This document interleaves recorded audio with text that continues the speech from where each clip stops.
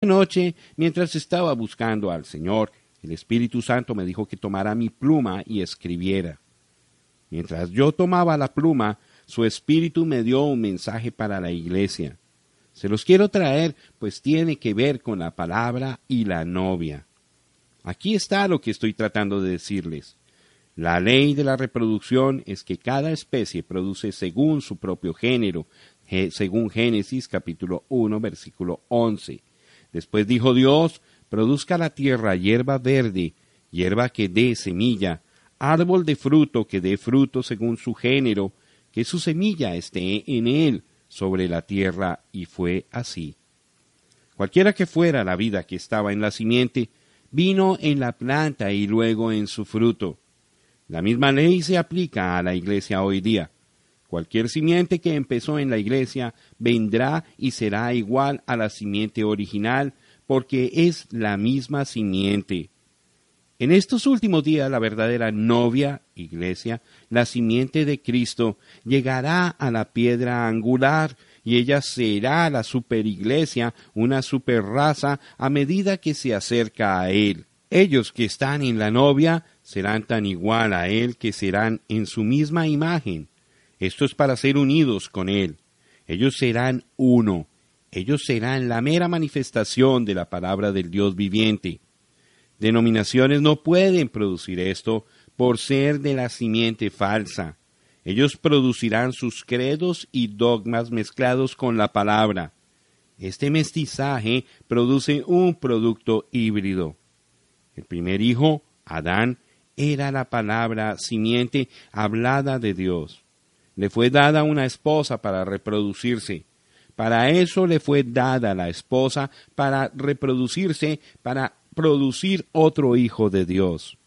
Pero ella cayó por la hibridación e hizo que él muriera. Al segundo hijo, Jesús, también una palabra simiente hablada de Dios, le fue dado una novia así como Adán. Pero antes de que él se pudiera casar con ella también había caído.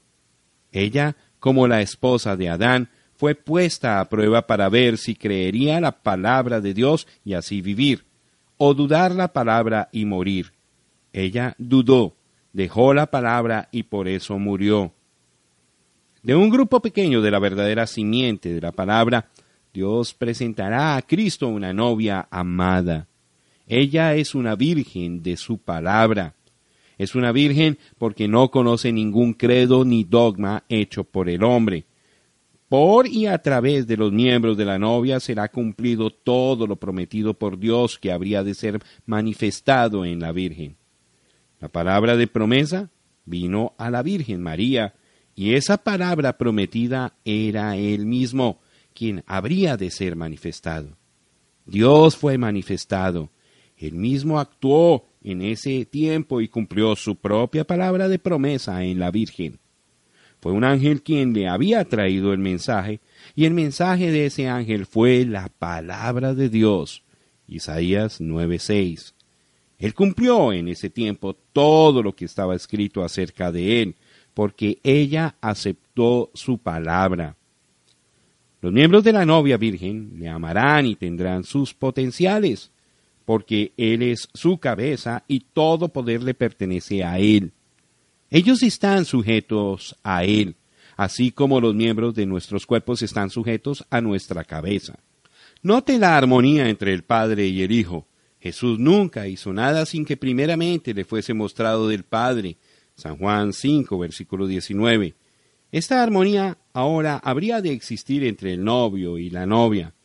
Él le enseña a ella su palabra de vida, la cual ella recibe y nunca la duda. Así que nada la puede dañar, ni aun la muerte, porque si la simiente fuere sembrada, el agua la hará brotar de nuevo. Aquí está el secreto de esta cosa.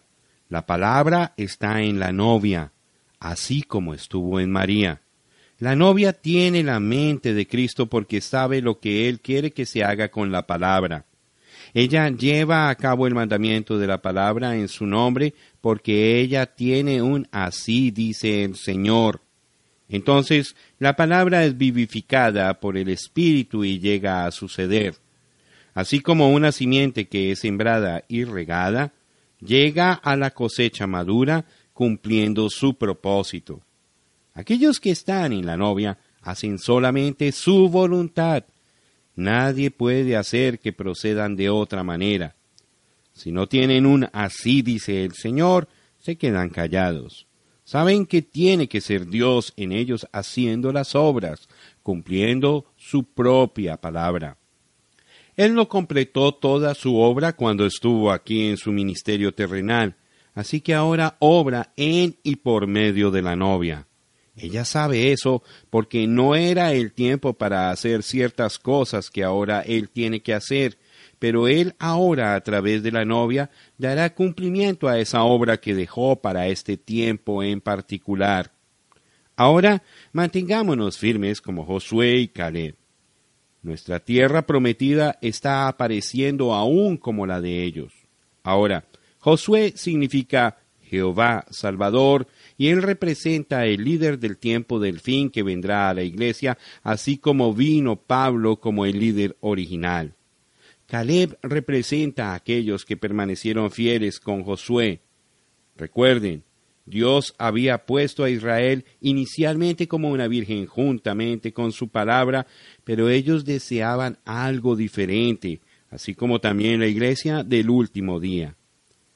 Fíjense cómo es que Dios no movió a Israel o no lo dejó entrar a la tierra prometida hasta que fuese en su propio tiempo asignado. Ahora, el pueblo hubiera podido haber presionado sobre Josué, el líder, diciendo, la tierra es nuestra, avancemos a tomarla. Josué, tú estás acabado, a lo mejor perdiste tu comisión, no tienes el poder que antes tenías. Antes oías de Dios y conocías la voluntad de Dios y actuabas eficazmente. Algo anda mal contigo.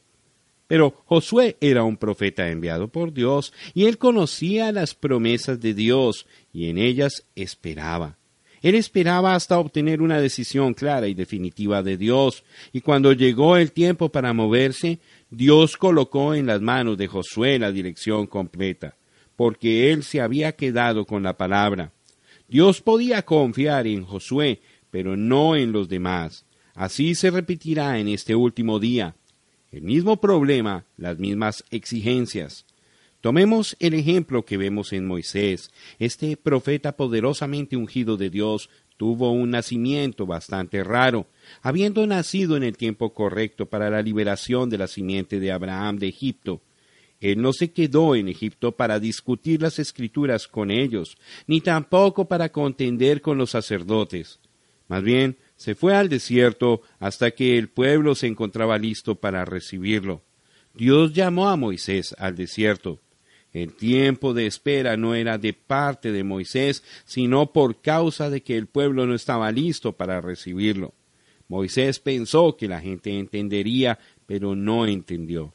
Entonces, tenemos a Elías, a quien vino la palabra del Señor. Cuando él terminó de predicar la verdad, y aquel grupo allá, que fue el tipo de la Jezabel americana, no quiso recibir la palabra, Dios lo llamó del campo y castigó a aquella generación por haber rechazado al profeta y al mensaje que Dios había dado. Dios lo llamó al desierto y él no saldría ni aún para ver al rey. Aquellos que trataban de persuadirlo a salir, murieron. Dios le habló a su profeta fiel por medio de una visión. Salió de su escondite y trajo de nuevo la palabra a Israel. Luego vino Juan el Bautista, el fiel precursor de Cristo, el poderoso profeta para su día. Él no fue al seminario de su padre, ni tampoco a la escuela de los fariseos, ni a ninguna denominación, sino que se dirigió al desierto a donde fue llamado por Dios. Allí se quedó hasta que el Señor lo envió con el mensaje, proclamando, el Mesías está a la mano. Ahora, recibamos aquí una advertencia de las Escrituras. ¿No fue en los días de Moisés, a quien Dios había vindicado, cuando se levantó Coré contra ese poderoso profeta? Este disputaba con Moisés y decía que tenía semejante dotación de Dios para guiar al pueblo y a que otros también compartían la revelación divina, así como Moisés. Él negó la autoridad de Moisés. Ahora, aquel pueblo, no obstante haber escuchado la verdadera palabra y haber conocido perfectamente el hecho de que un verdadero profeta había sido vindicado por Dios, aquella gente creyó a Coré y sus contradicciones. Coré no era un profeta de las Escrituras, pero gran número del pueblo juntamente con sus líderes le creyeron. Como se asemeja esto a los evangelistas de este día con sus proyectos de becerros de oro, así como los proyectos de Coré. Estas cosas le parecen bien al pueblo así como las de Coré allá entonces. Tienen sangre en la frente, aceite en sus manos y bolas de fuego en la plataforma. Permiten mujeres predicadoras, dejan que las mujeres se corten el cabello, que usen pantalones largos y cortos, y se desvían de la palabra de Dios por causa de sus propios credos y dogmas. Eso muestra qué clase de simiente está en ellos. Pero no todo el pueblo le dio la espalda a Moisés y no todos dejaron la palabra de Dios. No, los escogidos se quedaron con él. Lo mismo está sucediendo hoy día. Muchos están dejando la palabra, pero hay algunos que se están quedando con la palabra. Pero recuerden la parábola del trigo y la cizaña. La cizaña tiene que ser juntada para ser quemada. Estas iglesias apóstatas se están ligando y juntando más cada día, preparándose para el fuego del juicio de Dios. Pero el trigo será juntado para el maestro. Ahora, quiero que tengan mucho cuidado aquí y vean esto. Dios ha prometido que en el tiempo del fin, Malaquías 4, será cumplido. Tiene que ser cumplido porque es la palabra de Dios vivificada por el Espíritu, hablada por el profeta Malaquías. Jesús se refirió a esta escritura. Es inmediatamente antes de que Jesús venga por segunda vez. Para cuando Jesús venga, toda escritura tiene que ser cumplida. La dispensación gentil estará en la edad final de la iglesia cuando venga el mensajero de Malaquías. Él estará perfectamente con la palabra. Él tomará la Biblia entera, desde Génesis hasta Apocalipsis. Él empezará con la simiente de la serpiente y continuará hasta el mensajero en la lluvia tardía, pero él será rechazado por las denominaciones. Tiene que ser así porque eso es solo la historia repitiéndose desde el tiempo de Acab. La historia de Israel bajo Acab está sucediendo aquí mismo en América, donde aparece el profeta de Malaquías. Así como Israel salió de Egipto para adorar en libertad, echando fuera a los nativos, levantando una nación con poderosos líderes como David, etc., y luego teniendo en el trono a un Acab con una Jezabel detrás de él para dirigir, igualmente así hemos hecho en América. Nuestros antepasados partieron hacia esta tierra para vivir y adorar en libertad. Echaron fuera a los indígenas y se adueñaron de la tierra. Surgieron hombres poderosos como Washington y Lincoln, pero después de un tiempo se levantaron otros de una calidad tan inferior a estos hombres ilustres, y al poco tiempo un Acab fue colocado en la silla presidencial con una Jezabel detrás de él para dirigirlo. Es en un tiempo como este en que el mensajero de Malaquías debe venir. Luego, en la lluvia tardía, vendrá un reto semejante a aquel en el Monte Carmelo. Fíjense bien en esto para poder verlo en la palabra. Juan fue el precursor de Malaquías 3. Él sembró la lluvia temprana y fue rechazado por las organizaciones de su día. Jesús vino y tuvo un reto en el monte de la Transfiguración. El segundo precursor de Cristo sembrará para la lluvia tardía. Jesús será el reto con las denominaciones y sus credos, porque Él vendrá para respaldar su palabra y para llevar su novia en el rapto. El primer reto fue en el Monte Carmelo, el segundo fue en el Monte de la Transfiguración y el tercero será en el Monte de Sión. El comportamiento extraño de Moisés, Elías y Juan, apartándose del pueblo a la soledad, trajo confusión entre muchos. Ellos no se dieron cuenta que esto sucedió porque sus mensajes habían sido rechazados, pero la simiente había sido sembrada. La siembra estaba terminada. Ahora seguía el juicio. Ellos habían cumplido su propósito como una señal al pueblo, así que el juicio era lo que seguía. De acuerdo a Apocalipsis capítulo 13, versículo 16, yo creo que la novia tendrá que suspender la predicación porque la bestia estará demandando la marca en la mano o en la frente al conceder permiso para predicar. Las denominaciones tomarán la marca o serán forzadas a suspender la predicación. Entonces el Cordero vendrá por su novia y juzgará a la gran ramera. Ahora, recuerde que Moisés nació para determinada obra, pero él no podía hacer esa obra hasta haber recibido los dones que le habilitarían para dicha obra. Él tenía que salir al desierto y allí esperar, porque Dios tenía un tiempo señalado.